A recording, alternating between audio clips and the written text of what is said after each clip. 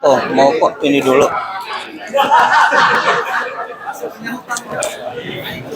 Oh, belum toh. Assalamualaikum warahmatullahi wabarakatuh. Saya kayak dapat karma nih. Habis dari yang panjang-panjang. Insya Allah 1 menit. Pak. Selamat datang Pak di RT. Jangan kaget Pak, di sini semua begitu. Saya atas nama KJRI tentunya mengucapkan terima kasih terhadap teman-teman masyarakat di sekitar LA yang sudah mengadakan acara haulnya Pak Thohir. Tentunya kita semua tahu bagaimana dulu sulitnya mendirikan masjid di wilayah Amerika. Di San Bernardino kebetulan lagi ada satu juga masjid Indonesia yang nanti dibangun. Insya Allah kita selesaikan juga. Insya Allah mudah-mudahan. Di acara haul ini saya nggak mau lama-lama. Karena sebelum saya di sini saya di New York di PDRI itu kalau lagi sidang di UN nggak boleh lebih dari 3 menit. Jadi insya Allah kami di KJRI akan terus membantu Bapak dan Ibu semua teman-teman sedikit kalau sekiranya ada hal-hal yang kita bisa bantu dari KJRI tentunya insya Allah kita akan bantu. Itu saja dan mudah-mudahan tahun ini punya berkah yang sangat luar biasa karena kita punya penceramah yang juga luar biasa. Insya Allah kita semua berkenan dan bisa menerima nasihat. Demikian saja. Wabillahi taufiq wal hidayah. Assalamualaikum warahmatullahi wabarakatuh.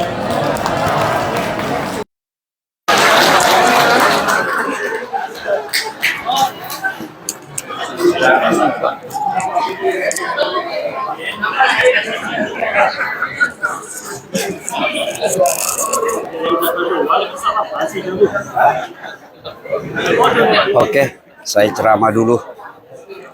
Ini titipan sponsor Bapak sekalian. Jadi kalau mau melihat semua ceramah Ustadz, tidak ada adik kita, ada di YouTube, ada di Facebook. Dan ceramah subuhan, ibu nggak subuhan ya, ibu beliau ceramah ada di YouTube insya Allah. Gedung. Jadi riwayat gedung ini ketika dari kita pertama dibangun.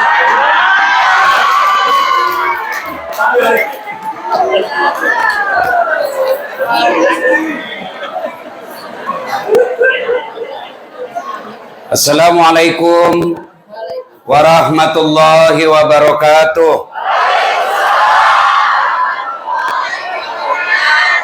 Alhamdulillahi rabbil alamin wa bihi nasta'inu ala umurid dunya waddin. Asyhadu an la ilaha illallah wa asyhadu anna Muhammadan abduhu wa rasuluh. Allahumma salli ala Sayyidina Muhammad wa ala alihi wa sahbihi ajma'in. Amma ba'd. Faqad qala Allah subhanahu wa ta'ala fi kitabil karim. Bismillahirrahmanirrahim.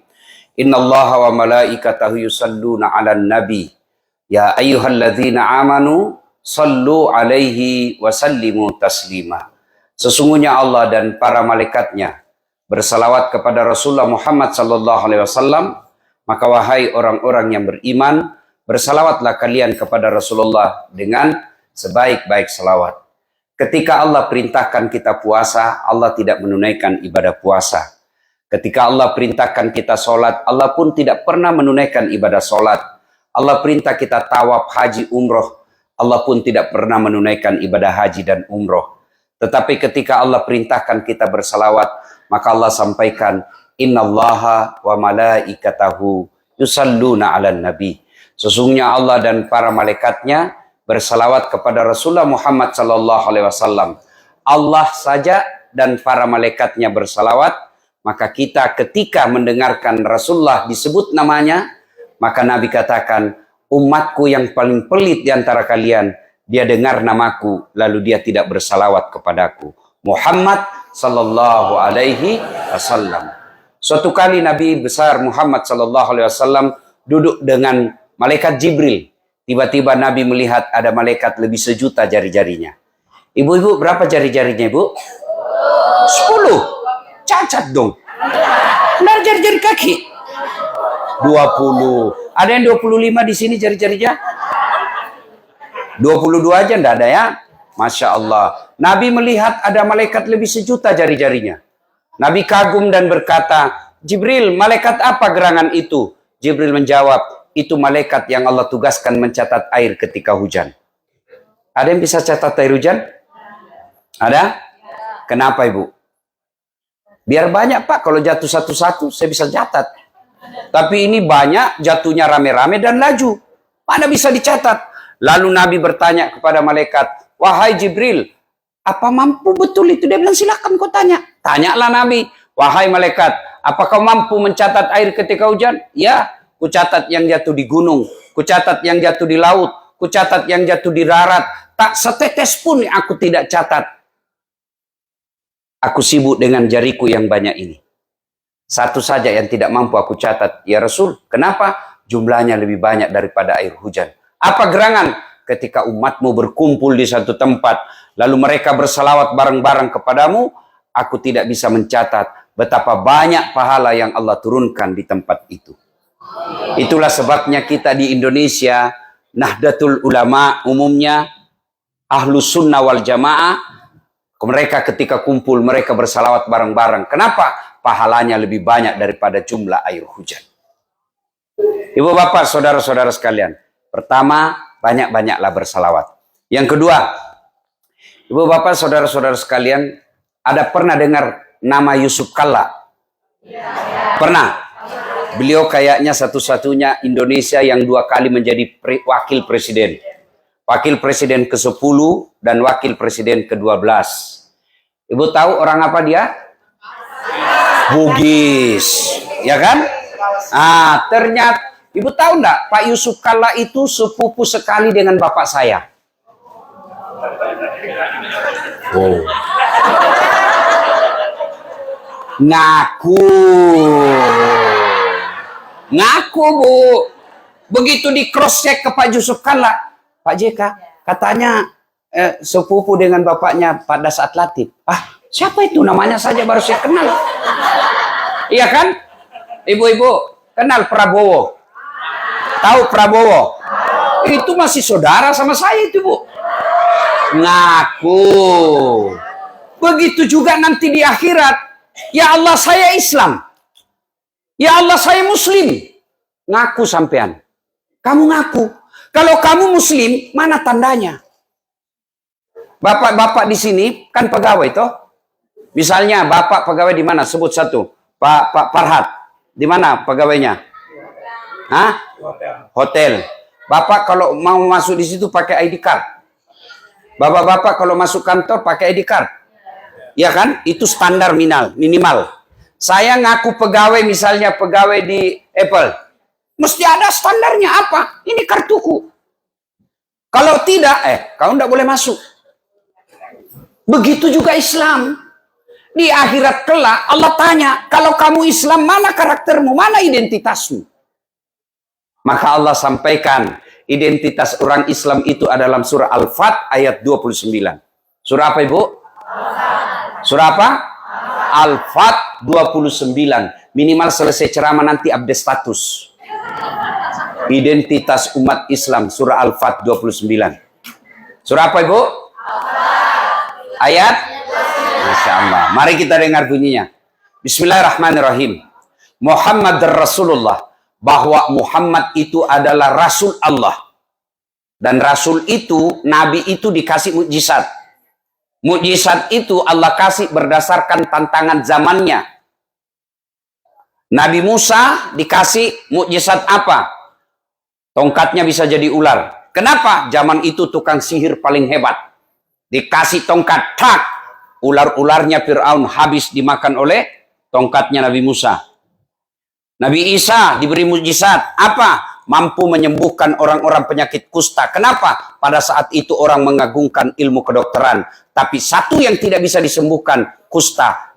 Nabi Isa, dia usap, sembuh penyakitnya dengan izin Allah. Ya, Ibu.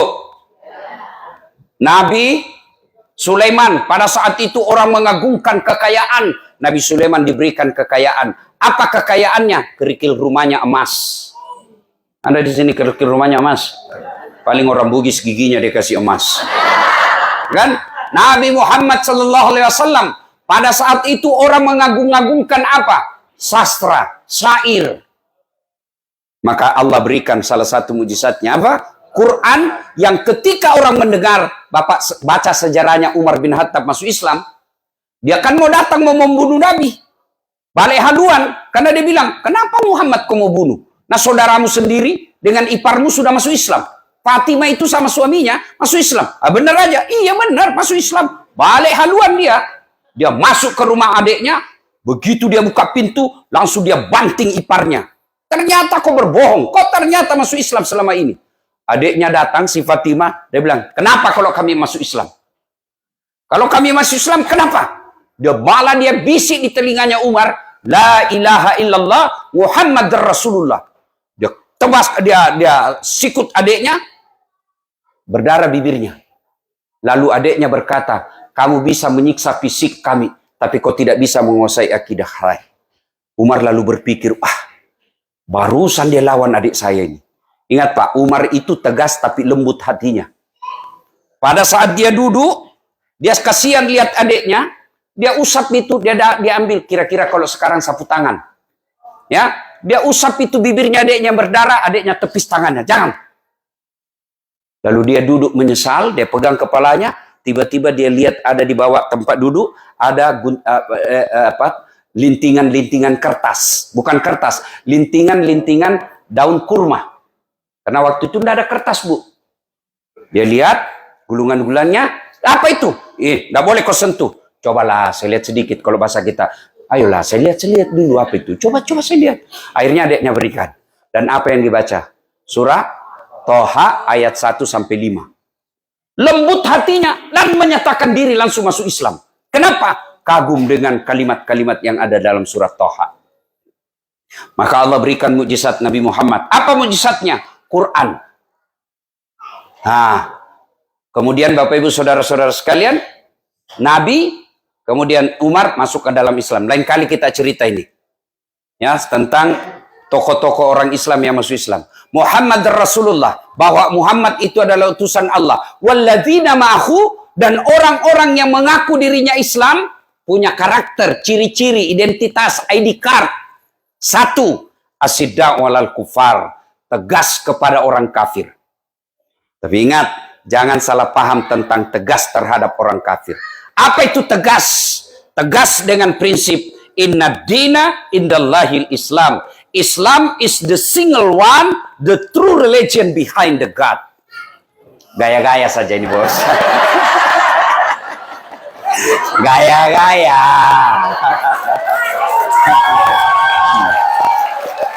Ladies and gentlemen. Masya Allah. Harus ditanamkan itu dalam diri kita. Saya yakin sedulur-sedulur, tuan-tuan, bapak-bapak, mantap akidahnya. Tapi anak bagaimana? Saya punya kenalan baru hari ini. Namanya Kamal. Casingnya Amerika. Tapi jiwanya Muslim. Bu, dengar Bu. Bu, kalau ibu meninggal, siapa yang doakan ibu? Jangan kau harap suamimu. Pasti dia kawin lagi. Percaya, Bu. Sampai teman saya di Makassar, ibu-ibu, dia bilang kurang ajar itu tetangga saya. Kenapa?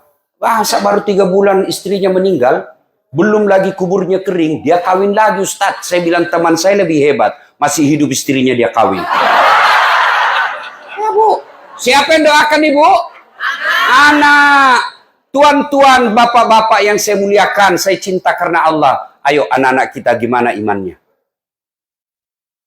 Maafkan saya, Bu. Maafkan saya. Anak ibu bawa kok ndak hadir duduk di sini. Mestinya anak kita duduk dengar dakwah. Bahasanya? Minimal nanti dia duduk, ibu nanti pulang jelaskan apa yang saya sampaikan. Harus, Bu, ada ikhtiar. Nah, ibu sekarang, kalau di sini ibu khawatir agamanya anak, ikhtiarnya kirim ke kampung neneknya sekolah. Itulah tugasnya ibu. Sekarang bagaimana ibu yakin agamanya akan selamat kalau sekarang aja ibu tidak bisa kendalikan? Demi Allah, kita akan ditanya. Bapak baca itu sejarah Isra dan Mi'raj. Ada orang tua yang bagus agamanya. Sholatnya oke, puasanya oke, hajinya oke, sedekahnya baik. Masuklah dia dalam kalang surga. Ditanya, ya Allah tahan itu. Itu bapak saya. Itu orang tua saya. Kenapa dia masuk surga? Saya nih masuk neraka karena dia tidak didik saya dengan baik. Tidak pernah saya dikenalkan Islam. Dia sibuk cari nafkah. Dia sibuk urus dunia. Dia sibuk cari celengannya, sedepositonya. Tidak pernah saya diajari. Kalau saya masuk neraka, kenapa dia masuk surga? Bukankah dia bertanggung jawab kepadaku? Ingat Quran katakan, anakmu nanti jadi musuh-musuhmu. Maka Allah katakan, Pak Haji, mau kemana? Mau ke surga. Tunggu dulu, belum selesai urusanmu nih. Siapa itu? Anak bungsuku ya Allah. Ku anfusakum wa ahlikum nara. Itu makna dari ayat, jaga diri dan keluargamu dari api neraka. Jangan sampai bapak sholat subuh tidak pernah dibangunkan anak. Ini penting. Jangan anggap remeh mendidik anak, Bu. Penting. Kenapa? Karena itulah masa depan kita ketika di alam kubur. Tuan-tuan yang saya hormati, mau tahu masa depanmu nanti di akhirat? Lihat anakmu sekarang. Lihat anakmu sekarang. Kalau dia masih datang ke masjid berjamaah, insya Allah aman deh. Kalau malam Jumat dia masih baca Quran, buka Yasin, insya Allah bisa kita remah. Kalau kita lihat dia masih pakai jilbab, alhamdulillah. Tapi kalau kau tidak pernah lihat dia sholat, usianya sudah belasan tahun, tidak pernah kau lihat dia datang ke masjid jamaah, tidak pernah kau lihat dia pegang Al-Quran, demi Allah itu tanda-tanda bakal sengsara hidupmu di Quran, di kubur nanti. Ngapain kita jauh-jauh merantau cari dunia ke sini? Dunia hanya sementara. Dunia ini sementara. Wa mal hayatud dunya illa mataul hurur. Dunia ini hanya tipu daya, transit. Dunia aja ini yang hanya paling lama kita hidup 70 tahun, tapi berani kita merantau ke sini untuk memperbaiki dunia. Kenapa untuk akhirat kita tidak abai? Untuk akhirat kita abai. Itulah anak kita. Didik anak. Pulang ini, Bu. Bukan ini perkara gampang. Bukan perkara gampang. Saya yakin tidak ada yang mati kelaparan anaknya di sini. Tapi yang mulai tidak sholat pasti banyak. Ini jangan marah dan merasa tertekan. Ini agar kita sadar untuk kembali evaluasi. Pentingnya menjaga akidah anak kita. Itulah yang disebut asyiddaul al-kufar. Tegas kepada orang-orang kafir. Bukan tegas itu kita perangi. Bukan tegas kita lempar rumahnya. Itu keliru. Karena agama kita mengajarkan, jangan kau celah Tuhan-Tuhan mereka. Jangan kau hancurkan rumah ibadah mereka. Yang kita tegas di sini adalah jaga anak kita. Pertama jaga caranya, pendidikan anak kita. Jangan ibu bapak berpikir, ini kan cuma pendidikan. Justru pendidikan itulah pintu masuknya agama. 2. Untuk menjaga anak kita. Bapak hati-hati pilih pendidikan. Kalau boleh saya bersaran. Kalau bapak tidak yakin bisa selamat akidahnya anak di sini. Bagaimana caranya bapak ibu bisa kirim ke Indonesia. Bawa ke pesantren. Minimal 3 tahun. Akidahnya kuat. Oke, kau kembali ke sini. Kalau ibunya aja tidak sholat. Bapaknya tidak sholat. Anak kita bergaul bebas. Sekolahnya juga sekolah yang tidak pernah belajar agama. Bagaimana ibu yakin agama anak kita akan selamat? Saya baru-baru juga ceramah ke Australia. Saya tanya, berapa tahun? Lebih 40. Berapa anaknya? 5. Agamanya? Yang 2 kayaknya masih Islam. Yang 3 sudah tidak jelas. Dari situ saya, kalau boleh, jangan marah Pak. Kalau boleh, kerja, kumpul uang, balik ke Indonesia, selamatkan anak-anak kita akidahnya. 2, pendidikan. Yang kedua, nikah. Hati-hati carikan jodoh. Bolehlah dia menikah dengan beda agama kemudian masuk Islam seperti bapaknya si Kamal. Boleh, tapi pasangannya harus yakin pandai agama. Kalau kita nikahkan anak kita dengan non-muslim yang tidak seiman dengan kita, lalu anak kita sholatnya juga tidak beres, hampir bisa dipastikan cucunya nanti sudah tidak jelas agamanya. Maka hati-hati milih jodoh. Ini adik-adik yang masih jomblo di sini.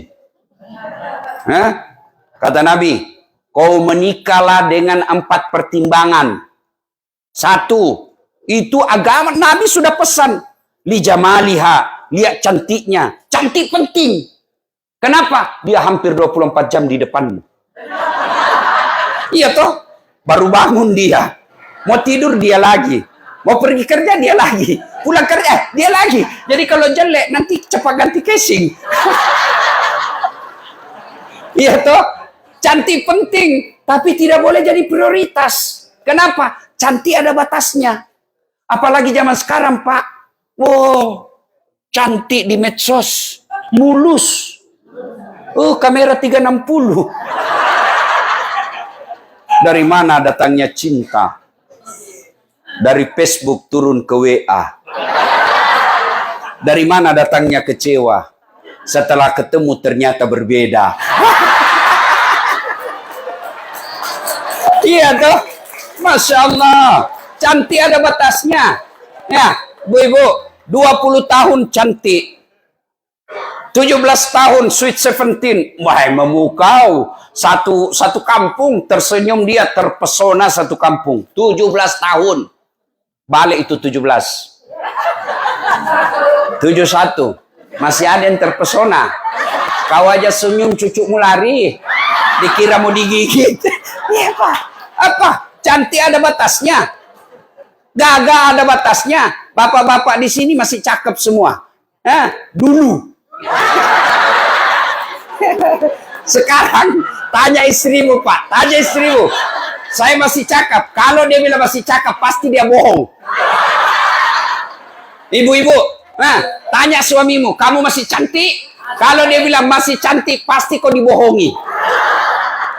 Iya toh? Cantik ada batasnya. 2, cantik itu subjektif. Subjektif. Cantik menurut Dasar, belum tentu cantik menurut Kamal. Iya toh? Kalau saya ditanya, siapa perempuan paling cantik di dunia, Ustadz? Ada istri saya di samping, pasti istri saya dong. Bapak protes, istriku, nggak urus saya istrimu. Iya toh, subjektif. Ada yang suka yang hitam-hitam, ada yang suka yang bening, ada yang suka body gitar, ada yang suka body gajah duduk. Macam-macam. Iya toh. Macam-macam. Iya toh, itu subjektif. Maka adik sekalian, kalau kau menikahi seseorang karena kecantikan, siap kau kecewa. Kenapa? Pasti ada batasnya. Sampaikan itu ke anakmu. Memang kau lagi cantik sekarang, tapi kalau kau cantik pertimbanganmu, biaya operasionalnya mahal. 2, kata Nabi, ini cantik. Nabi katakan pilihan cantik, tapi jangan prioritas. 2, kata Nabi, pilihlah karena keturunannya, tapi jangan prioritas. Kenapa? Ada orang bapaknya Nabi, anaknya jadi pengkhianat. Nabi Nuh. Ada orang bapaknya pengkhianat, anaknya jadi Nabi. Nabi Ibrahim alaihissalam. Ya, itulah sebabnya orang Jawa mengatakan bebet, bobot, dan bibit. Ya toh? J? You understand? Yes. Iya, Bu. Tapi tidak boleh prioritas. Penting kita lihat siapa bapaknya.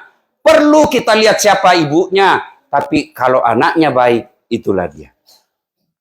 Yang ketiga, kata Nabi, ini nasihat buat bapak-bapak, pilihkan jodoh untuk anaknya. Yang ketiga, kata Nabi, pilihlah karena kekayaannya. Rasulullah menikahi Khadijah, salah satu pertimbangannya karena Khadijah orang paling kaya di Mekah waktu itu. Penting, tapi jangan prioritas. Kenapa? Kaya ada batasnya.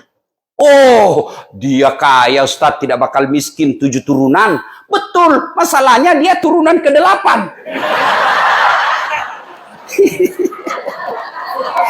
Iya toh. Jangan jadi prioritas. Ya, yang keempat, kata Nabi. Dengar. Yang keempat. Oh ya. Ada mobil ngeblok Toyota Corolla Black 7G YCE Z6. Mohon dipindahkan segera orang yang mau pulang. Sekali lagi Toyota Corolla Black 7G YC686. Terima kasih. Maaf. Ya, Kak, Ya,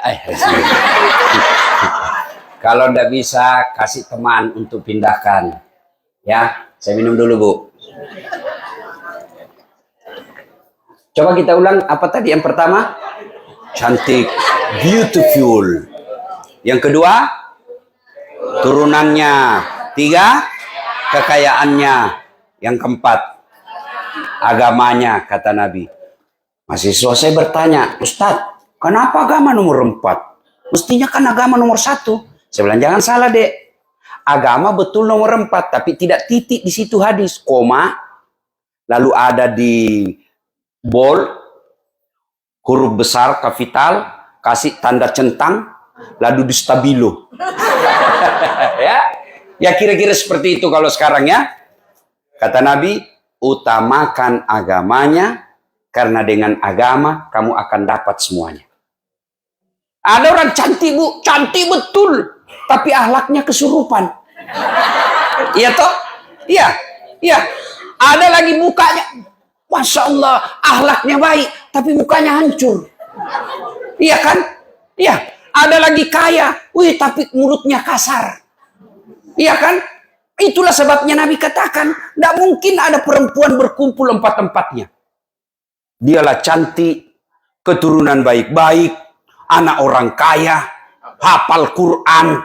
Kalau ada Bapak Ibu tahu di sini, tunjukkan saya. Saya juga masih mau, Pak. Iya. Kan susah untuk kumpul ke 4-empatnya. Maka Nabi tegaskan, utamakan agamanya. Kalau dia miskin, maka agamanya akan memperkaya dengan akhlaknya. Kalau dia tidak cantik, maka tutur katanya akan mempercantik kelakuannya. Paling sial dialah jelek, keturunan tidak jelas, pengangguran, agama tidak jelas. Emangnya waktu kau pilih tutup mata? Ya, tuh, dengar, ya. Maka hati-hati milihkan jodoh anak kita supaya apa? Agamanya selamat. Bolehlah kita nikahkan dengan orang sini, tapi harus yakin anak kita bisa bimbing dia.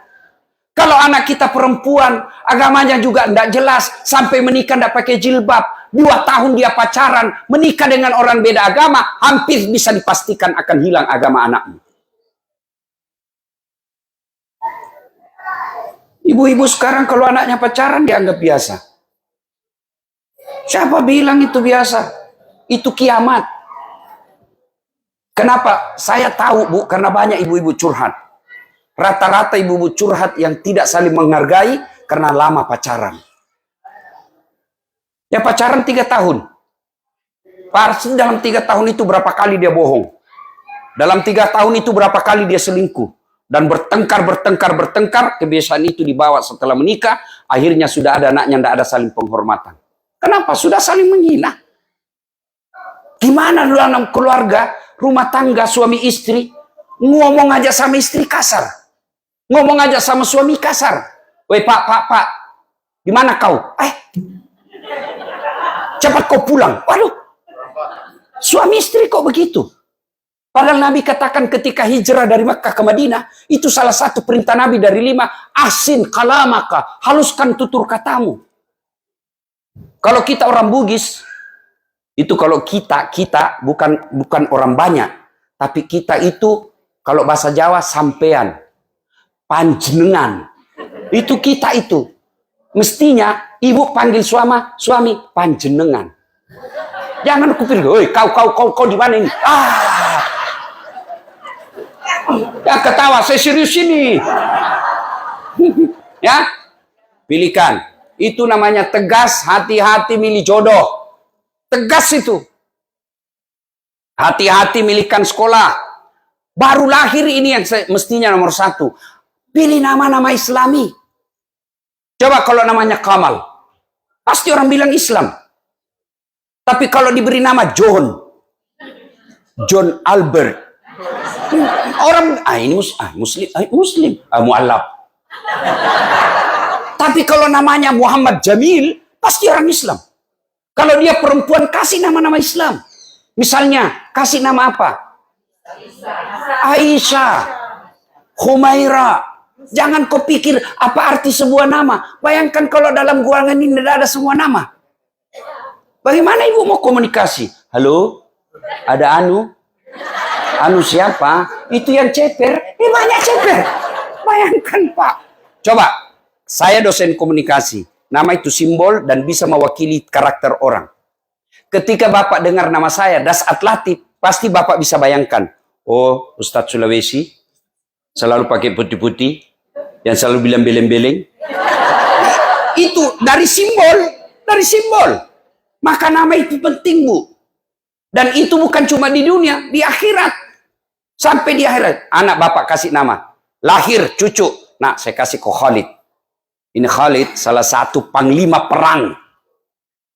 Umar bin Khattab yang menyeberangkan Islam sampai ke daratan Eropa. Ini Khalid, nak. Nah, saya kasih ke nama Sumayyah. Kalau dia perempuan.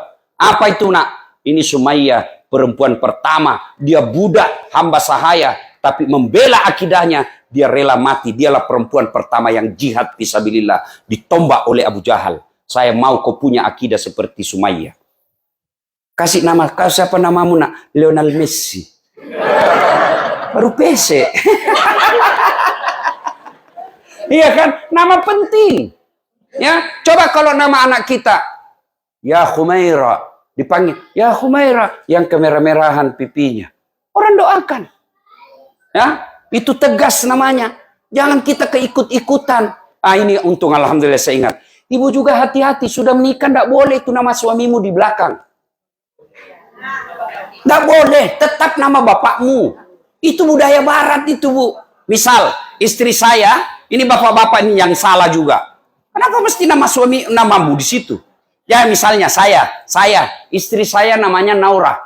Naura Nasrun.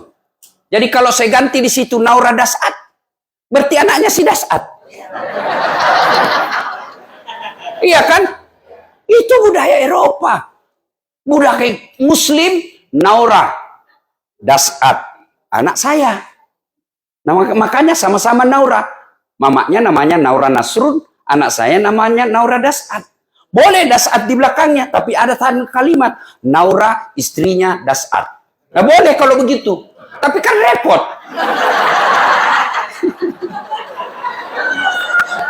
Yang ketawa saya serius ini, Bu. Ya, itu nama penting. Itu bagian dari ketegasan. Bapak kasih nama anak ke barat-baratan, kan tidak jelas agamanya. Coba kalau langsung dikasih nama Muhammad Ibrahim, orang pasti bilang Muslim dia. Dan coba lihat itu, nama Muhammad. Saya kemarin jalan-jalan, tidak tahu daerah mana itu. Yang ada bintang-bintang situ. Tuh. Saya cuma pancing kau juga. Ini ibu ini, dia tunggu saya salah, Pak. Ya, nama Muhammad disimpan di atas satu-satunya. Muhammad Ali. Itu berarti nama penting. Coba kalau bukan Muhammad Ali namanya, tidak mungkin dia di atas. Nama penting, Pak, itu bagian daripada tegas asyiddak walal kufar. Yang kedua, ruhama'u bainahum, kasih sayang kepada sesama mereka. Ayat tadi pertama tegas. Kalau keluar, kalau kita, ya. Kemudian kafir, ini yang saya lupa. Apa itu kafir? Orang yang berbeda dengan agama kita. Saya pernah lagi ceramah, ditanya sama non-muslim, kenapa kami disebut kafir? Jangan salah paham. Kafir itu bukan maknanya kasar. Kafir itu yang menyembunyikan. Tertutup. Kenapa disebut menyembunyikan? Karena dia tidak mau mengakui keesaan Allah. Maka disebut dia kafir. Kafir itu ada dua. Kafir zimmi dan kafir harbi. Kafir zimmi mau kerja sama-sama kita. Ada itu namanya Pak Albert selalu ikut saya selama di sini. Beda agama, tapi dia bantu saya dalam dakwah. Soal Tuhannya urusan dia. Itu yang disebut kabir zimmi. Mereka yang mau bekerja sama dengan kita. Kata Nabi, kalau kau ganggu dia, saya musuhmu nanti di akhirat. Ada yang disebut kabir harbi. Apa itu? Yang ganggu kita. Kita mau sholat, dilempar kepala kita. Kita mau puasa, dilarang. Itu kata Nabi, boleh kau lawan. Tapi kan tidak ada begitu di sini. Nah, saya bilang sama dia yang bertanya, lebih parah, kami ini kau sebut domba-domba. Sudah domba, kau bilang lagi domba tersesat. Tapi saya tidak marah. Itu hakmu. Kau sebut saya domba-domba tersesat, terserah. Itulah pengertian kamu. Dan saya hormati. Nah, yang kedua, tanda orang Islam, ingat baik-baik Bu, surah Al-Fat ayat 29. Pertama, tegas kepada orang kafir. Yang kedua, ruhama'u bainahum. Kasih sayang kepada sesama mereka. Innamal mu'minuna ikhwah, kata Allah. Orang Islam itu bersaudara. Dia tidak lihat rambutnya keriting atau putih atau pirang. Selama dia la ilaha illallah, itu saudaramu. Meskipun rasnya berbeda, itu saudaramu. Meskipun negaranya berbeda, itu saudaramu. Kalian dipersaudarakan bukan karena ras, bukan karena darah, tapi akidah. Bahkan Nabi katakan, umatku itu seperti badan ini. Coba lihat badan kita, Pak. Bu-ibu coba lihat badan. Tangan kanan gatal tanpa disuruh kiri yang garuk. Ya toh? Tangan kiri yang gatal tanpa diundang kanan yang garuk. Gatal dua-duanya, kerjasama. Iya, begitu mestinya kita di sini. Begitu mestinya kita di sini. Satu sakit, yang lain ikut merasakan. Satu yang ada masalah, kita bantu sama-sama. Itulah orang Islam. Ada orang baru masuk Islam, Pak. Meskipun dia kaya, dia boleh dan berhak mendapat zakat. 8 golongan orang berhak mendapat zakat. Satu diantaranya mu'allaf. Orang baru masuk Islam, meskipun dia kaya raya, boleh dikasih zakat. Tujuannya apa? Loh, kamu ditinggal oleh keluargamu karena kau udah beda agama dengan mereka. Sekarang kau saudara saya, ini loh penghargaan. Jangan cemas, kami saudaramu yang baru. Itu makna pemberian zakat. Maka kita bersaudara. Umat Islam itu seperti badan ini. Satu sakit, yang lain ikut merasakan. Coba lihat, si Kamal pergi menyatakan cinta. Jalan-jalan dia. Tiba-tiba tahan tuh kakinya. Kaki tahan tuh. Seluruh tubuh bereaksi. Mulut dulu tuh yang bereaksi. Reaksi berikutnya, mata mencari. Reaksi berikutnya, mulut meniup. Reaksi berikutnya, tangan mengusap. Waduh. Iya toh, padahal kaki yang bermasalah. Tidak ada orang tahan tuh kakinya. Jalan kau, siapa suruh kopi jalan kau. Itulah Muslim. Itulah Islam. Wa'tasimu bihablillahi jami'a wa la tafarraku. Berpegang teguhlah engkau kepada tali persaudaraan agama Allah dan janganlah engkau bercerai-berai. Ini pegang erat-erat sebagai perantau, sebagai orang yang tinggalkan dan kita tinggal di negara ini, kita bersaudara. Saudara kita satu saudara seagama, yang kedua meskipun kita beda agama, kita saudara sebangsa, Persatuan Indonesia, sila ketiga. Kita bersaudara. Cuma kadangkala yang membuat kita berpecah belah, satu, gosip. Gibah. Duduk begini tuh masih gosip-gosip tuh. Dia terlambat datang temannya dilihat dari kepala. Dia nggak gosip tapi mukanya sinis.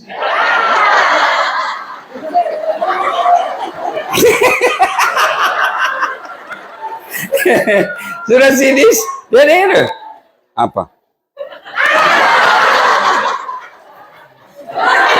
Kenapa?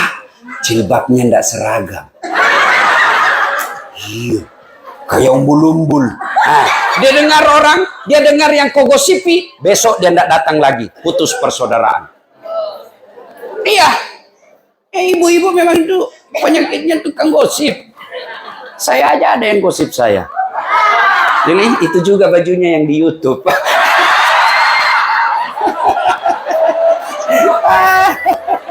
Bu, ada biasa yang berapologi. Itu kan benar. Yang saya sampaikan betul begitu sifatnya. Justru betulnya namanya gibah. Kalau salah namanya fitnah. Tidak ada alasan bisa cerita orang. Tidak ada. Datanglah sahabat melapor ke Umar bin Khattab, khalifah pada saat itu, presiden. Ya Amirul Mukminin. Kenapa? Ada tetangga saya, laki-laki baik betul agamanya. Dia mau menikah dengan perempuan. Dan perempuan ini saya tahu betul masa lalunya. Kasihan ini orang baik dapat perempuan seperti ini.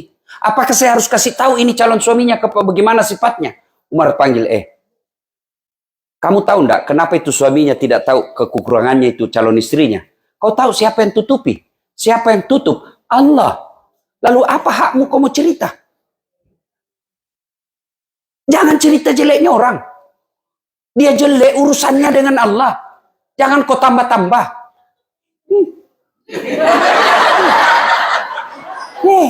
Rajin betul pengajian.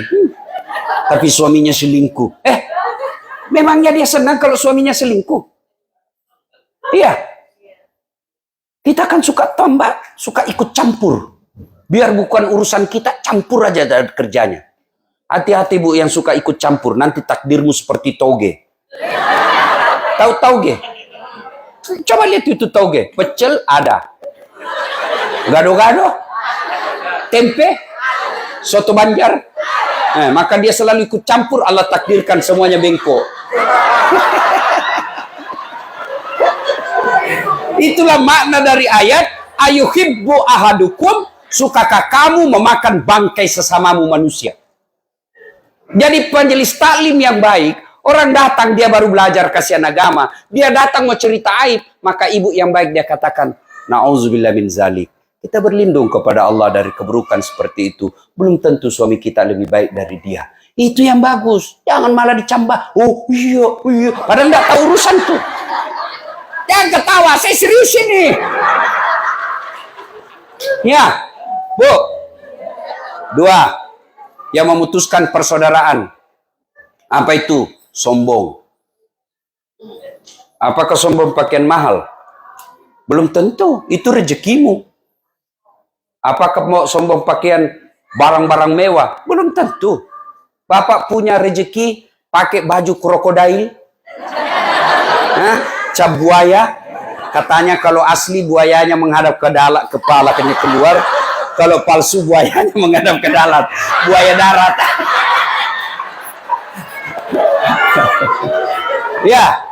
Ya. Bapak pakai palsu. Bapak pakai misalnya Hugo Boss. Boleh, itu rezekimu.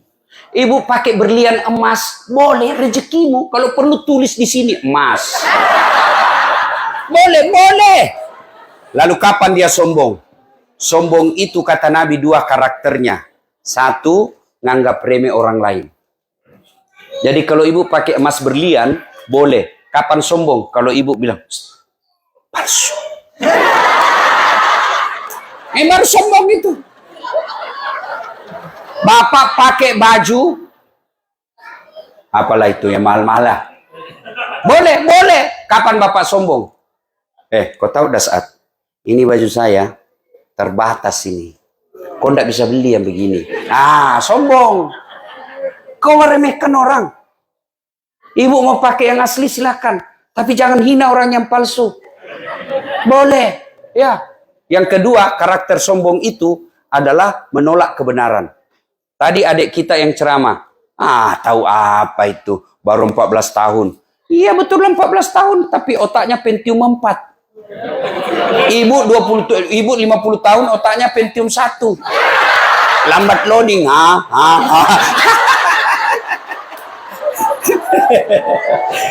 Jelas Ibu? Apa itu sombong? Remeh orang lain, menolak kebenaran. Dengar ceramah, dia tolak. Itu sombong itu. Abu Jahal, Abu Lahab, itu dia tahu Muhammad itu benar.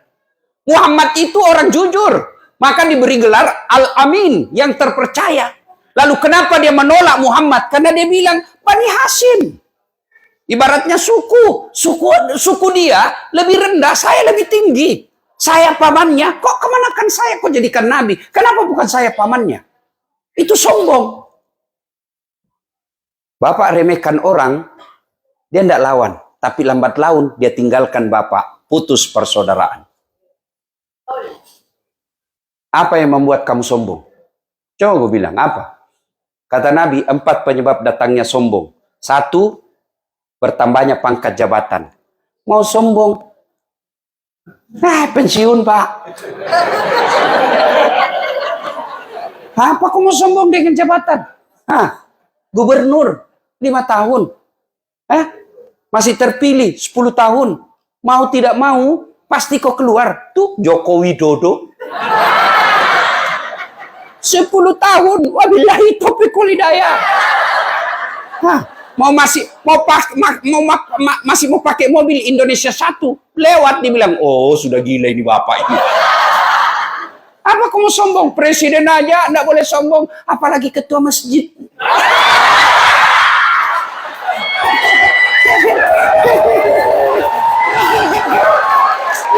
Apa yang mau disombongkan? Ya, ayo. 2 kata Nabi, penyebab datangnya sombong, bertambahnya ilmu. Banyak gelar. Sayang itu, dia kurang gelarku itu. Kalau lengkapnya itu Dr. Dasat Latif, SSOS, Sarjana Sosial, SAG, Sarjana Agama, MSI, Master Science, PhD, Philosophy of Doctor. Alhamdulillah baru-baru disetujui oleh universitas untuk kepangkatan saya profesor. Doakan mudah-mudahan awal tahun sudah jadi guru besar. Oh, jarang-jarang orang Pak seperti saya.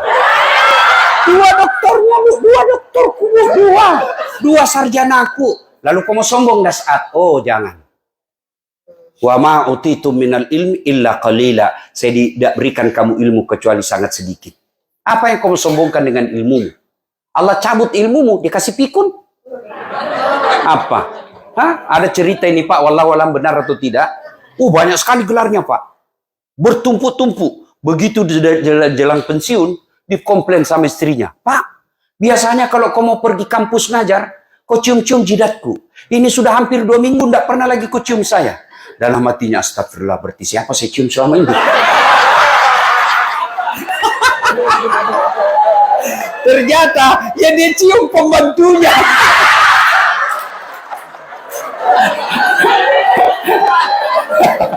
Ya juga modus.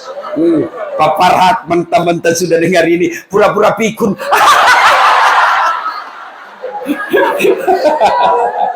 Ayo, apa yang mau kau sombongkan?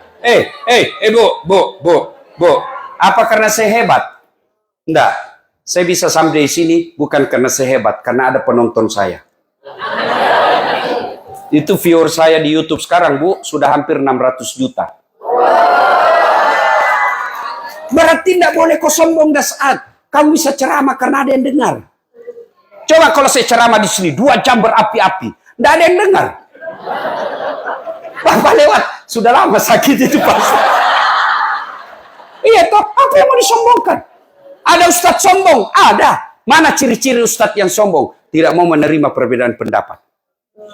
Ada ustadz itu, baru 2 bulan belajar agama. Dia kafir-kafirkan kita. Tidak sunnah. Kau bilang kau saja sudah sunnah aja kau sudah salah paham. Dasar dari sunnah saja kau sudah salah. Yang namanya sunnah bukan kewajiban. Kau tuduh saya tidak sunnah. Siapa bilang? Sunnah yang lain kan saya laksanakan. Dia komplain kan, ada itu di Facebook Bapak baca, saya dituduh Ustadz tidak sunnah. Di Facebook, Ustadz sunnah. Saya cari nama saya, tidak ada. Samping kanannya, Ustadz tidak sunnah. Nomor 13. Saya tanya, kenapa kau tuduh saya tidak sunnah? Buktinya, kau tidak pelihara jenggot. Saya bilang, kalau mau tidak mau tumbuh. Mau di apa? Ayo, ada Ustadz tidak mau menerima perbedaan pendapat. Nah, ini perlu saya pahamkan. Kenapa terjadi perbedaan pendapat di ulama fikih? Karena beda sudut pandang. Yang ada sama kita ini para ulama, yang ada sampai ke kita, hadis itu dalam bentuk tulisan. Bukan dalam bentuk gambar. Bukan dalam bentuk audiovisual. Kalau gambar dan audiovisual, pasti seragam kita. Cuma kan ini tidak ada definisi konkretnya. Misalnya takbir sejajar dengan bahu. Kan sudah beda-beda. Tidak ada gambarnya. Contoh paling ringan, saya selalu bilang. Bapak kalau Nabi bilang saya tidak makan, saya tidak makan. Apa Bapak, Ibu pahami? Nah, puasa. Apa lagi? Lapar. Apa lagi? Diet. Apa lagi? Apa lagi? Itu baru satu kata itu. Saya tidak lapar. Sudah berapa paham? Begitulah sebabnya terjadi perbedaan pendapat. Iya, Bu. Jadi kalau terjadi perbedaan pendapat, lalu dia tidak mau menerima pendapat orang lain, itu karakter ustadz yang sombong. Hanya mau menang sendiri. Ya. 3. Penyebab datangnya sombong. Apa itu? Bertambahnya harta. Tadinya miskin. Tiba-tiba dapat pembebasan lahan. Langsung kaya. Mulai sombong. Jangan sombong dengan kekayaanmu. Allah marah. Gempa. Longsor. Tsunami. Habis kekayaanmu. Oke lah, masih ada kekayaanmu. Tapi Allah marah. Dia titip satu penyakit di badanmu. Duitmu miliaran tapi tidak ada bisa kau makan. Duitnya 7 miliar, Pak. Begitu ke dokter, Pak, menurut hasil laboratorium, ini Bapak dilarang makan nasi. Duitnya 7 miliar dilarang makan nasi. Oh iya Kak Dok. Terus, ini juga kalau lihat datanya, Pak, Bapak tidak boleh makan daging. Apalagi ikan, udang, telur, tidak boleh semua, Pak. Anu juga, Pak, tidak boleh juga makan garam. Tidak boleh makan gula, Pak, ya. Jangan makan yang berminyak-minyak. Jadi apa yang bisa saya makan, Dok? Ya, menurut hasil lab, Bapak hanya boleh makan ubi rebus. Duitnya 7 miliar, tapi cuma bisa makan ubi rebus. Sudah cukup belum? Belum cukup itu sampai di situ. Apa kata dokter? Pak, ini Bapak selama aktif kerja kan tidak pernah kena matahari. Di rumah AC, di mobil AC, di kantor ber-AC. Jadi, mulai besok, Pak, kalau bisa pagi-pagi, Bapak jalan, berjemur ya. Jangan pakai baju. Supaya kena matahari bajunya, Pak ya.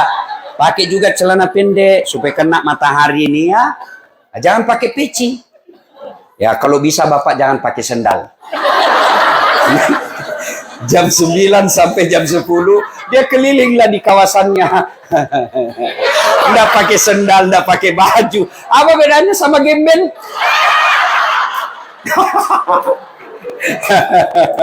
Allah, tadi Pak Joko ngajak saya, dia bilang, Ustadz, barangkali Ustadz mau pergi lihat kawasan yang banyak gembel. Saya bilang, ngapain saya pilih gembel? Di Indonesia banyak gembel, Pak. Bawa saya di tempat yang banyak para cantik.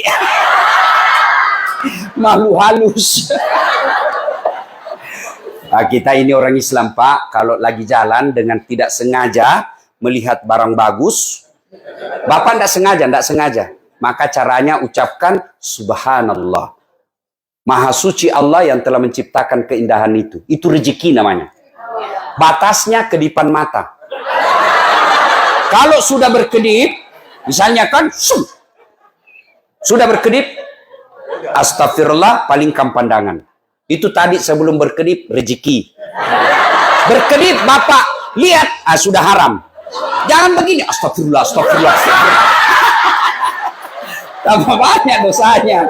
Ya, tak boleh, ya. Ini Ibu. Mumpun saya ingat, persoalan handphone ketika berjamaah. Misal, lagi sholat, Allahu Akbar. Di rakaat kedua, kantong bunyi handphone.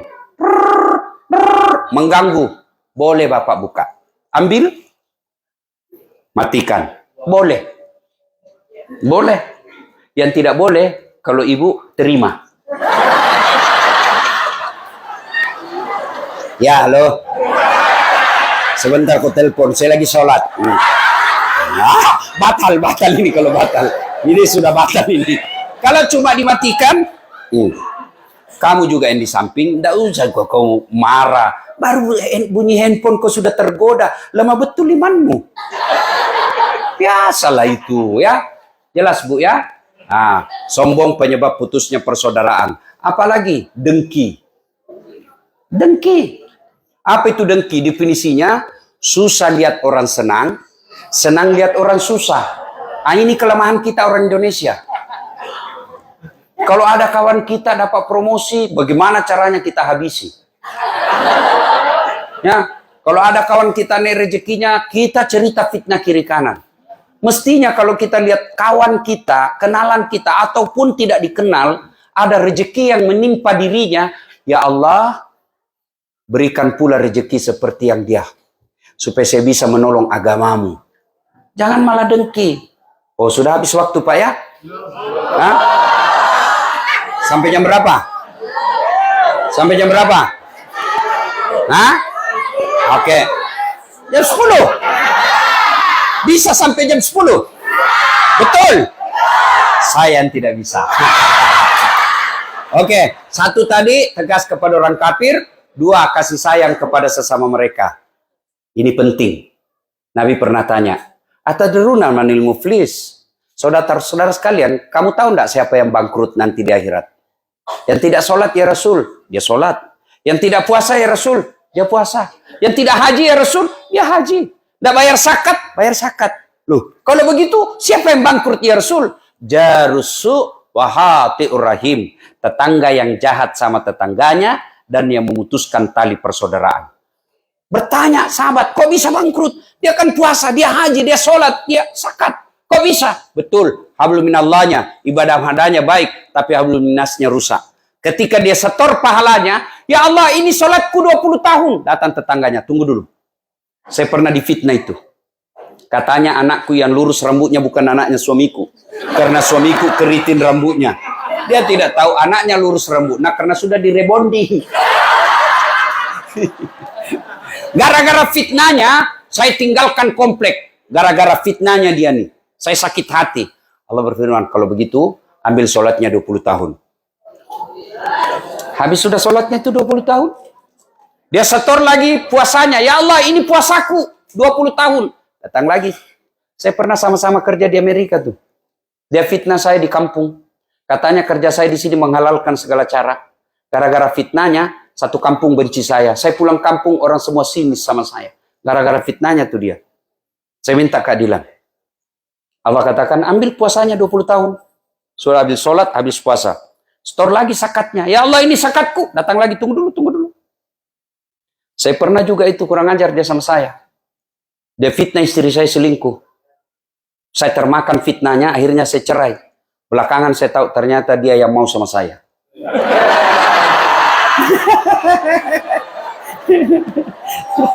Saya minta kepadamu, ya Allah. Allah katakan, ya sudah ambil zakatnya. Habis sudah amalnya tua, habis semua habis, semua habis. Masih ada orang yang datang. Saya juga pernah, dia serobot tanahku. Saya sama-sama merantau, saya beli tanah, dia serobot tanah saya. Saya mau lapor polisi, temannya polisi. Saya minta keadilan. Dia kata yang tadi banyak amalnya, ya Allah bagaimana lagi? Puasaku habis, sholatku habis, sedekahku habis, zakatku habis. Mana lagi? Allah berkata, berfirman, tidak ada kebatilan yang tidak ada balasannya. Supaya adil, ambil dosanya orang yang pernah kusakiti. Itulah pentingnya ini silaturahmi. Biar bapak-bapak hitam jidat, puasa Senin Kamis, tadarus setiap hari, itikaf di masjid. Tapi dalam satu komplek tidak ada yang senang bapak. Bapak bukan orang spesial. Karena Nabi katakan, hairun nas anfa'uhum linnas. Sebaik-baik manusia di antara kalian, yang paling banyak manfaatnya buat orang lain.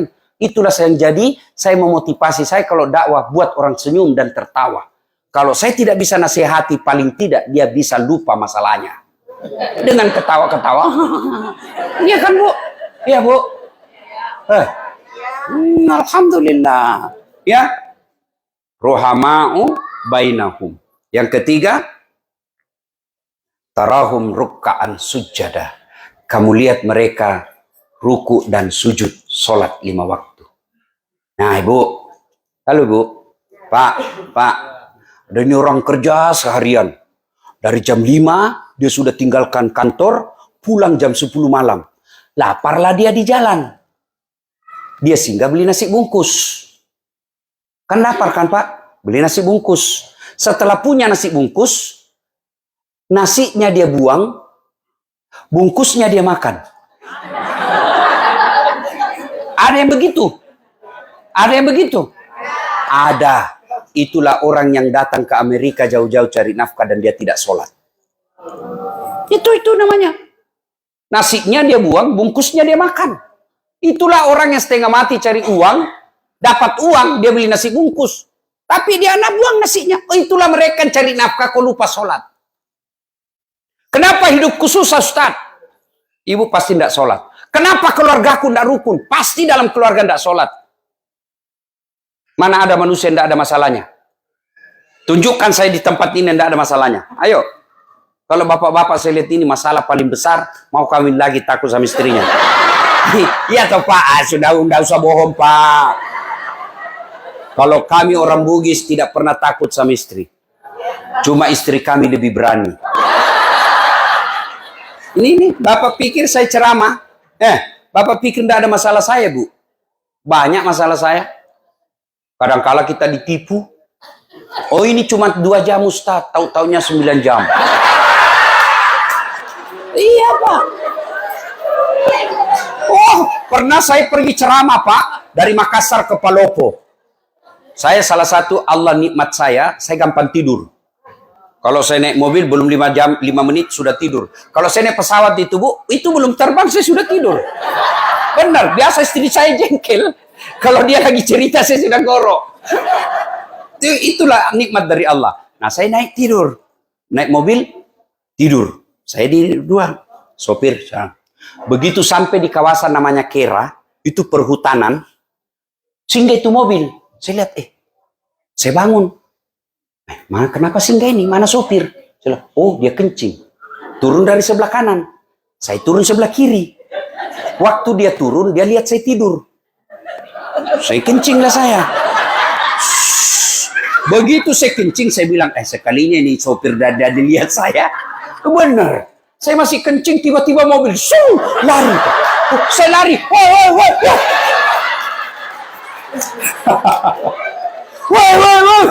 Apalagi sudah laju. Saya mau telepon di atas mobil. Baju saya kemana-mana kan selalu begini Bu. Baju dalam saya putih, saya buka karena saya takut lecek. Saya buka, baju dalam saya putih. Ini putih, songkok saya putih.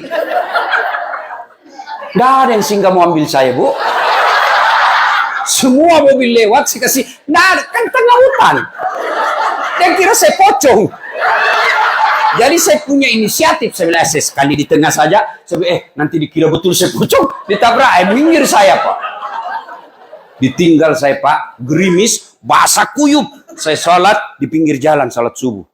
Saya berpikir, mudah-mudahan ini sopir, kalau azan subuh dia sadar, dia kasih bangun saya. Benar. Begitu dia baru sadar. Azan, Pak Ustadz, mana Pak Ustadz? Baru dia balik, jam berapa dia baru tiba di tempat saya, Bu? 6:15 menit. Dari jam 1 dini hari.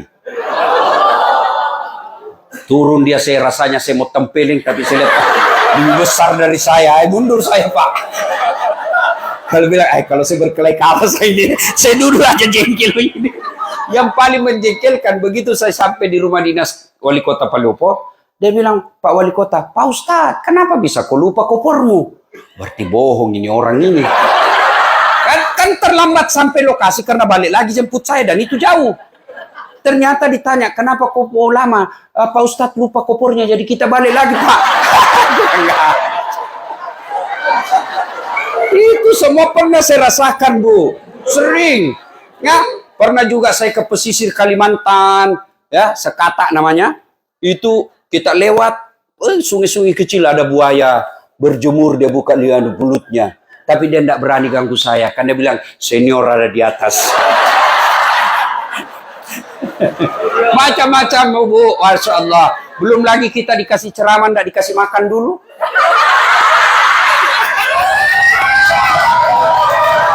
Macam-macam. Oh Allah. Oh, bukan di sini, bukan ini, bukan. Ibu sangka buruk lagi, bukan ini, bukan ya. Macam-macam Bu. Oh, tapi masalah paling besar buat saya sekarang Bu, banyak janda-janda curhat. Ustadz, baru saja suami saya meninggal. Adakah doa-doa penenang jiwa? Saya kirimilah doa. Lama-lama dia bilang, Ustadz, jiwaku sudah tenang. Maukah Ustadz menjadi imam dalam hidup? Aduh, mohon maaf Ibu, saya bukan imam, saya penceramah. Masalah Pak. Mana ada orang tidak ada masalah? Bapak sudah kerja, karir bagus, apa masalahnya? Terancam pensiun. Iya kan? Berumah tangga, ada orang sudah ada anaknya, tidak punya rumah sampai sekarang. Ada punya rumah, tapi apa masalahnya? Tidak ada anaknya. Ada rumahnya, ada anaknya, apa masalahnya? Suaminya selingkuh. Jadi bupati 1 periode, mau 2 periode. Sudah 2 periode, mau gubernur. Sudah gubernur, ditangkap KPK. Iya toh. Wah, tidak ada orang, tidak ada masalahnya Pak. Semua kita, alhamdulillah tuan-tuan, Allah tidak berkata ada saat, kalau ada masalahmu kaya dulu. Ada masalahmu, kau jadi pejabat dulu. Ada masalahmu, kau selebriti dulu. Tidak, Allah cuma minta 2. Ista'inu bisabri wassalah. Sabar, perbaiki solatmu, saya yang selesaikan semua masalahmu. Itu janji Allah. Jadi kalau ada masalah dalam rumah tangga, dalam pekerjaan, dalam cita-cita, tidak usah cari kambing hitam, koreksi sholat. Tidak mungkin Allah sengsarakan orang yang tidak sholat. Orang yang sholat, tidak mungkin. Saya sholat Ustadz, betul Bapak sholat tapi tidak ikhlas. Hayalah sholat, asar lagi. Enggak kan tidak ikhlas. Saya sholat Ustadz, betul kok sholat tapi tidak ikhlas. Mana buktinya? Sholat Pak, aduh, kayak main-main. Bismillah. Qur'an berdua ya kan Ustaz. Siratal ladzina an'amta 'alaihim ghairil maghdubi 'alaihim waladdallin. Iya toh, Bapak ketawa karena membayangkan diri sendiri. Ya kan? Ada orang sholat kayak ditiup angin.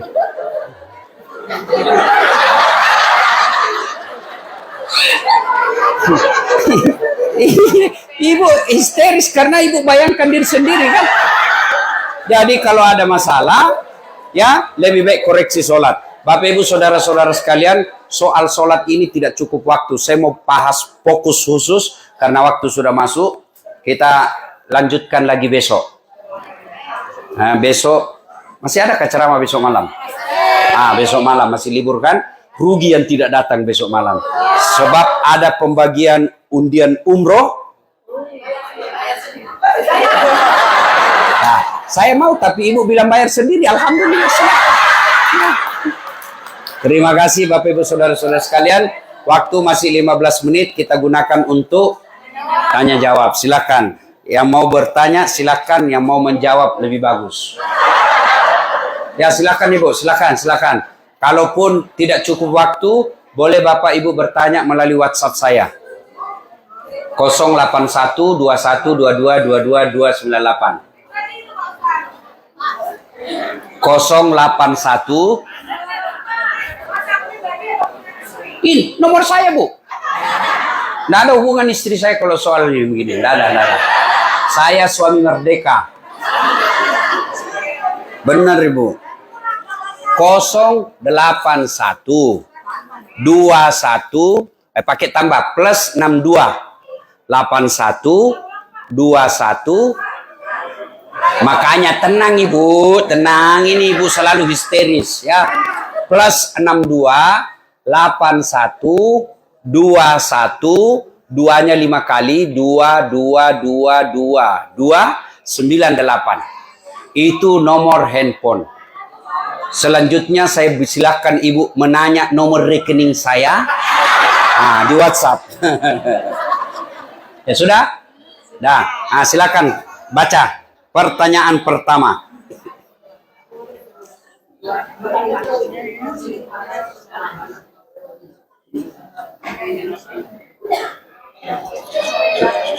Ya. Pertanyaan pertama. Pak Ustadz, pertanyaan saya, kalau kita mengadopsi anak dari non-muslim dan yang mengadopsi itu keluarga muslim, apakah anak tersebut harus bersyahadat? Oke. Pertama, adopsi dalam Islam haram. Tidak boleh. Ya, yang boleh anak angkat. Karena adopsi itu hak-hak orang tuanya putus. Diganti namanya, dikaburkan orang tuanya tidak punya lagi hak waris, tidak punya hak sama sekali, putus. Itu haram. Yang boleh bagi Islam anak angkat, anak yang diambil diperlakukan seperti anak sendiri. Ya. Nah, kalau dia masih kecil, tunggu dia sampai dewasa lalu disahadatkan. Diislamkan. Ya. Kalau dia tidak Islam, agak susah. Lebih baik Bapak ambil anak angkat muslim. Banyak berkeliaran di Indonesia. Ya Pak ya? Oke, jelas. Apa lagi? Assalamualaikum. Anu yang baca. Kamal baca. Kita dengar dia pakai bahasa Indonesia. Bisa bahasa Indonesia? Baca. Ayo Kamal. Ya. Kau masuk YouTube saya Kamal. Oke. Assalamualaikum.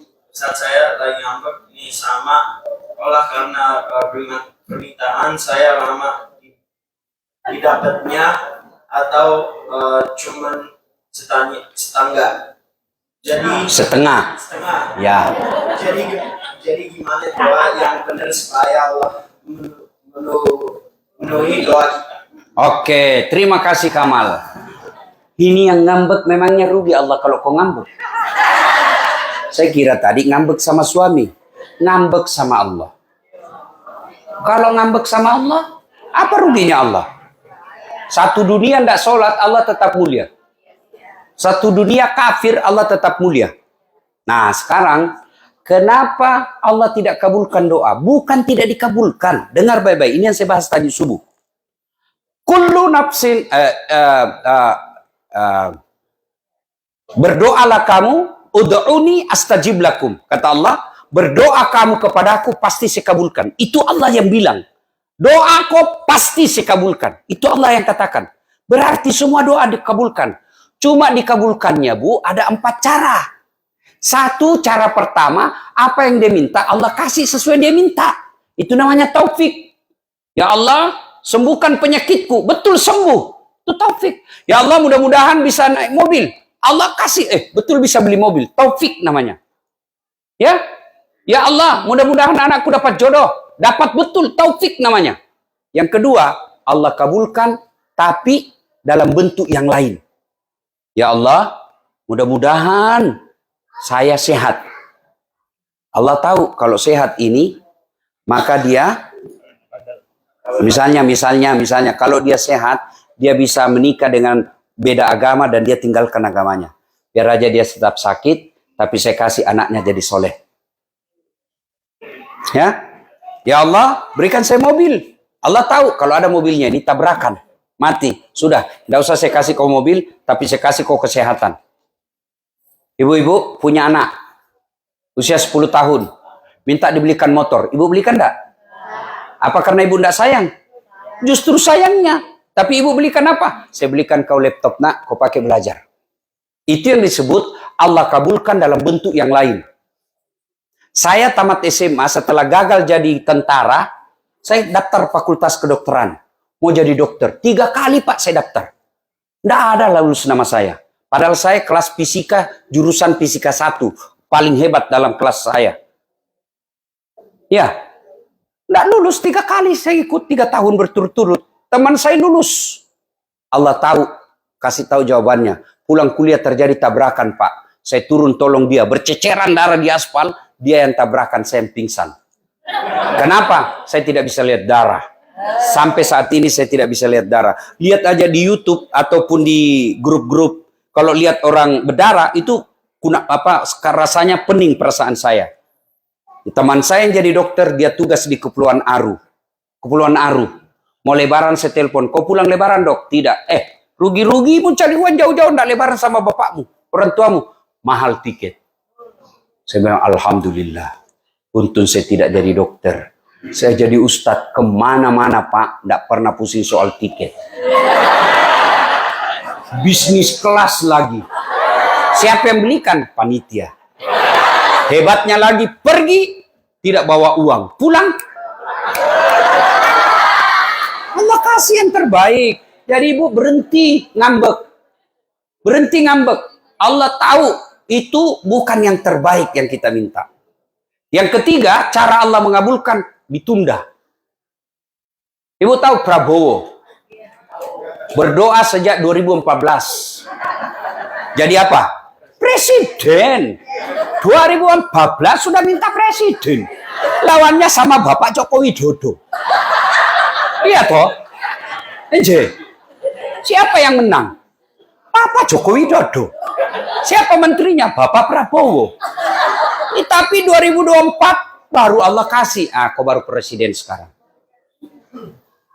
2014 minta, Allah kabulkan 2024. Nabi Zakaria minta anak sejak usianya 21 tahun. Kapan Allah kabulkan? Usianya 90 tahun. Berapa lamanya itu, Bu? 69 tahun. Minta. Padahal itu Nabi, tidak pernah bohong. Sholatnya bagus, ibadahnya baik. Nabi penerima wahyu. 69 tahun baru Allah kasih. Kita berdoa pagi, mau dikasih besok. Baru sholatnya putus-putus. Emang ada orang dalam?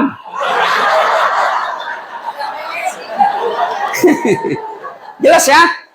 Yang keempat, Allah tunda sampai hari kiamat. Sampai di akhir nanti. Kan dijelaskan ada orang dikasih hadiah oleh Allah ketika Nabi ceritakan, nih saya kasih kamu. Dia bilang, ya Allah banyak betul kau kasih saya. Ibaratnya amalnya 5, Allah kasih 5.000. Kau banyak betul. Allah sampaikan, wahai hambaku, itulah doamu yang saya tidak kasih ke waktu di dunia, baru saya kasih sekarang. Jadi doa jangan sangka buruk. Rugi Bu kalau ngambek. Ngambek sama suami, masih ada harapan. Kenapa? Boleh ganti. Ya toh? Betul. You understand? Thank you very much. Halo lagi, ayo, tanya lagi, baca lagi dek, Kamal. Ya. Assalamualaikum. Waalaikumsalam. Kalau kita membantu anak yatim, tapi mereka adalah bagian dari keluarga, ponakan, apakah itu terhitung sedekah atau tanggung jawab kewajiban? Oke, Bu, bersedekah itu ada tata caranya. Satu, jangan mempermalukan yang diberi. Maka tidak bagus itu Bu bersedekah. Ibu kasih antri, mau cuma dikasih 50.000, ngantri dia bertengah hari, disuting di close up mukanya, itu bagian bukan yang baik. Itulah sehingga dalam sedekah ada namanya amil, panitia yang bawakan. Yang kedua, setelah itu sedekah orang dalam dulu. Bapak kalau mau sedekah istri dulu. Jangan kau sedekah orang lain, istrimu itu terus bajunya 2 kali lebaran. Tenang Ibu, saya bela kau ini malam. Bajunya mewah, istrinya sudah 4 kali pulang kampung, tidak pernah baju baru. Bukan suami yang baik itu. Kau sedekah ke orang, suami istrimu dulu. Supaya apa? Dia taat. Itu istri Pak, tidak penting dia kau selalu hadir. Yang penting ada duitnya. Tidak percaya kau dengar. Ibu-ibu, biar suami tidak pulang, yang penting ada Nah, dengar kau. Uang yang dia cari, bukan kamu. Ya Bu. Nah, jadi sudah itu penuhi dulu kebutuhan rumah tangga, penuhi dulu kebutuhan anak, istri, sudah itu baru saudara. Jangan sampai saudara kita menjadi fitnah. Kayak betul itu saudaranya di Los Angeles. Tapi saudaranya di kampung, mau makan kadang ada makanan. Itu jadi fitnah. Makanya sedekah itu lebih utama kepada keluarga dulu. Ya. Bagaimana kalau kemanakan? Lebih bagus lagi, Bu. Ya, jelas? Oke. Pertanyaan berikut, Kamal. Ya. Pegang mic-nya itu, Dek. Pegang mic-nya supaya untuk itu tuh yang mic untuk YouTube. Yang tadi. Ya, itu pegang juga itu, ya. Pertanyaan berikut, ya. Assalamualaikum, Pak Ustadz mau tanya nih. Kalau kita suka melihat orang yang ganteng, pikiran saya jadi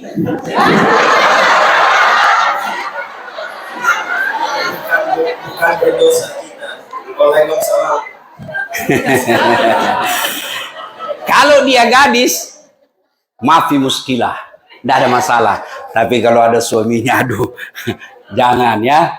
Tapi kalau itu karunia, makanya Allah tadi Nabi mengajarkan kalau kau lihat cowok cakep, ganteng, penuh pesona, kau cukup ucapkan Subhanallah, Maha Suci Allah yang telah menciptakan keindahan itu. Ya, tapi kalau ibu pelototi, lalu membayangkan jadi suamimu. Padahal kau punya suami dan ada suami di sampingmu. Kalau saya suamimu seperti itu, saya bilang, Dek, lebih baik saya ceraikan kau baik-baik ya, daripada kau peluk saya, kau bayangkan orang lain. Gak boleh ya. Kalau dia gadis, terpesona sama dia, tidak jadi masalah. Jangankan ibu, saya juga senang bu lihat orang cantik. Ya, saya ini tidak gagah ibu, tapi saya penuh pesona. Nggak percaya, kau mau foto semua sama saya toh?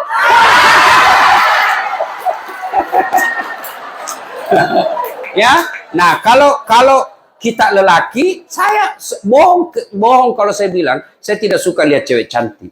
Enggak, semua itu fitrah manusia. Ya, masih senang daripada saya suka lihat cowok gagah. Jelas, baca lagi, kawal. Assalamualaikum Pak Ustadz, kalau bangun pas azan subuh terus kita bersih dua dan wudhu, sholat subuhnya 15-20 menit setelah azan, sholat subuhnya termasuk atau telat? Enggak, Pak. Ya, kalau dibilang telat sudah telat, sah. Kalaupun bapak misalnya lembur, pulangnya jam 4 subuh karena cari nafkah, bapak baring-baring ternyata bangun jam 9, boleh sholat. Caranya bangun langsung wudhu, sholat. Jangan ngaso dulu, ngopi dulu baru sholat. Enggak. Bangun meskipun jam 11. Kalau betul-betul bapak ketiduran, bahkan jangankan ketiduran, lupa saja boleh. Misalnya baru ingat, kemarin waktu ada pesta pengantin lupa saya sholat duhur. Begitu ingat, ambil wudhu, sholat. Boleh, ya. Sholat itu tepat waktu, baik. Tapi yang dianjurkan awal waktu. Bapak sholat subuh, sholat asar, misalnya masuk waktu jam 3 sampai setengah 6. Ibu sholat jam 5 itu masih tepat waktu. Tapi yang dianjurkan azan langsung sholat awal waktu namanya. Anggaplah kita darurat seperti saya sekarang, boleh saya jamak duhur 2, asar 2. Namanya jamak. Kalau diringkas jadi 2-2 jamak kasar. Kalau 4-4 namanya jamak. Kalau kasar jamak kasar. 2 duhur, 2 asar. Ya? Jelas? Oke, bos. Habis? Masih ada? Masih banyak. Oke, Kamal, baca lagi. Assalamualaikum Pak Ustadz, mohon tanya, apakah main atau jual beli saham itu haram atau apa hukumnya? Ibu, sampai sekarang ini masuk masalah khilafiyah, perbedaan pendapat ulama. Ada yang mengatakan haram karena dia seolah-olah sifat judi, tidak jelas. Ada yang juga mengatakan halal. Inilah disebut dalam fikih namanya subhat. Subhat itu samar-samar, abu-abu. Kata Nabi, kalau kamu selamat tinggalkan. Jelas ya? Oke, apa lagi? Pertanyaan kedua, apakah life insurance dalam Islam diperbolehkan? Sama tadi soal insuran atau asuransi, itulah sehingga muncul ada namanya asuransi syariah, karena tadi itu perdebatan ulama, ya. Udah sama ada yang halalkan, ada yang haramkan, namanya subhat, samar-samar. Tapi anjuran Nabi kalau kamu selamat tinggalkan. Tapi di Amerika ini mana bisa hidup orang tanpa asuransi. Nah, selama niatnya ibu bukan melawan Allah, tapi karena mengikuti peraturan dan kita hidup di negara ini, Allah maha bijaksana. Oke. Assalamualaikum Ustaz, ayah saya udah meninggal 2 minggu yang lalu. Boleh gak ibu saya yang boleh keluar rumah? Misalnya ketemu dokter dan sebagainya. Oke. Kalau suami sudah wafat, maka ibu kalau punya anak lelaki sama anak.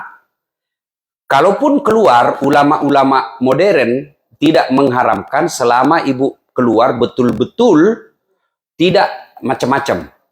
Apalagi kalau usianya ibu sudah 65. Siapa juga yang mau goda ibu ya? Rugi bu, rugi. Kecuali ibunya masih janda muda, 30 tahun. Ya, sebaiknya jalan selalu ada mahramnya untuk menghindari fitnah. Bagi perempuan janda itu kata Nabi hanya mereka mampu bertahan 6 bulan. Kalau dia masih haid. Kalau sudah tidak, biasanya perempuan itu kan tidak tergoda lagi sama Saya tidak tahu lah, ibu-ibu lebih tahu yang soal itu kan. Nah, sekarang ibu kalau mau keluar sebaiknya ditemani lelaki. Jangankan belanja ibu, orang pergi ibadah umroh dan haji saja itu kan harus dengan mahramnya. Ya, makanya kalau perempuan saya itu, kalau keluarga saya mau keluar negeri dan dia perempuan sendiri, saya tidak pernah anjurkan. Kau mau sekolah di Indonesia juga bisa sekolah. Mau belajar apa? Semua bisa ada. Ya, saya tidak juga sekolah ke luar negeri, alhamdulillah bisa juga seperti saya sekarang. Ya, ya jelas ya. Sebaiknya perempuan terhormat itu, ya, ini alhamdulillah saya ingat. 4 syarat perempuan dirindukan surga. 1 dia sholat, dia puasa Ramadan. 3 dia jaga harga dirinya. 4 dia patuhi perintah suaminya. Jaga harga diri ini diantaranya pakai busana muslimah. Busana muslimah tidak mesti jilbab. Boleh sarung ibu pakai, kasih peniti selesai. Yang penting tutup jilbabnya. Ada juga perempuan jilbab 3 lapis kan. Ada merahnya, kuningnya, birunya. Dia kasih miring lagi sedikit. Ya, boleh variasi ya. Ya, yang tidak boleh bu jilbab sakaratil maut. Ibu tahu jilbab sakaratil maut? Ada itu yang dia kasih tali, dia ikat-ikat di lehernya, baru dia kasih ke sini, tidak bisa goyang lagi lehernya. Nah, itu belem-belem namanya itu. Ayo ada lagi Kamal, ayo lagi dek Kamal. Apakah dia boleh sholat sunnah masjid bisa khutbah Jumat berlangsung? Ya, ketika sholat Jumat berlangsung, ya, datang bapak terlambat, pernah terjadi pada zaman Nabi, sahabat langsung turun, duduk, Nabi anjurkan kau sholat Jumat, sholat sunnah dulu, 2 rakaat. Sholatnya apa? Berbeda ulama. Ada yang bilang sholat tahiyatul masjid, ada juga yang menyatakan sholat qabliyah Jumat. Pokoknya sholat sunnah, 2 rakaat. Ya, lain kalau sudah sholat, sudah masuk sholat, ya sudah langsung sholat, tidak usah lagi sholat sunnah. Jangan sholat sunnah dulu, baru selesai sholat sunnah, selesai sudah sholat Jumat. Maka sebaiknya bapak-bapak datang lebih awal. Ini kita ini umumnya kan datang paling lambat, pulang paling cepat, orang khotbah dia tidur. Mau masuk surga, kok kira ada orang nenek mudurus kok di dalam. Ya, ayo Kamal, apa lagi? Assalamualaikum Ustaz. Waalaikumsalam. Menangani orang yang baru belajar agama tapi tidaknya melebihi tingkahnya melebihi guru agama. Orang tua seperti ini gampang banget menyalahkan, membidak-bidakan, memberi kalimat dua yang mencas. Oke, jadi ibu menyikapinya, ibu tidak usah dengar, tapi jangan celah. Karena kalau ibu celah dan berdosa. Jadi caranya ya sudah, dengar kalau mau dengar. Tapi kalau ibu merasa sakit hati saya kalau dengar dibilang kita kafir, ya sudah ditinggal. Caranya begini Bas, daripada kita saling menyakiti, silakan kau amalkan apa yang kamu yakini. Tapi tolong hormati juga pendapat saya dan saya hormati pendapatmu.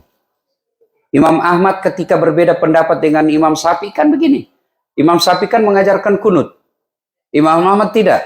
Ketika Imam Ahmad datang ziarah kubur ke Imam Syafi'i, Imam Ahmad kunut. Diprotes sama umatnya, muridnya. Ya Imam, kenapa kau kunut? Kan kau mengajarkan tidak kunut. Imam Syafi'i kunut. Kenapa kau kunut? Kata Imam Ahmad, saya menghormati pendapat Imam Syafi'i. Itu imam tuh. Mama kita yang baru belajar cetek. Baru 2 buku dia baca kayak pemain silat. Coba lihat pemain silat kalau baru belajar. Biar tiang listrik dia mau hantam juga. Cara menyikapinya, hormati. Kalau bapak merasa mampu katakan, dek, sudahlah, kau amalkan apa yang kamu yakini. Saya juga amalkan apa yang saya yakini, kita saling menghormati saja, tidak usah bahas. Saya begitu biasa, kalau ada orang saya tahu tidak ada gunanya, ya sudah, saya tidak mau bahas yang membuat saya berbeda. Karena bisa saling menyakiti perasaan. Ya, ya, ada lagi, cukup ya. Kalau masih ada mau bertanya, silakan di WhatsApp saya tadi. Mudah-mudahan ada faedah dan manfaat. Terima kasih. Lebih dan kurangnya mohon dimaafkan. Usikum wa nafsi bitaqwallah fastabiqul khairat. Assalamualaikum warahmatullahi wabarakatuh.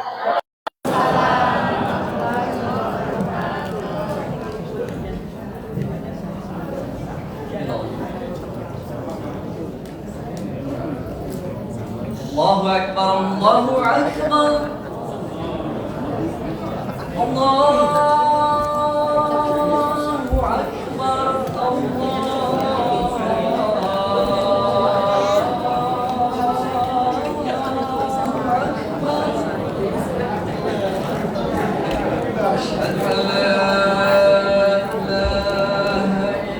Jazakumullah khairan. Isa dulu, besok 1 hari lagi Ustadz di Los Angeles.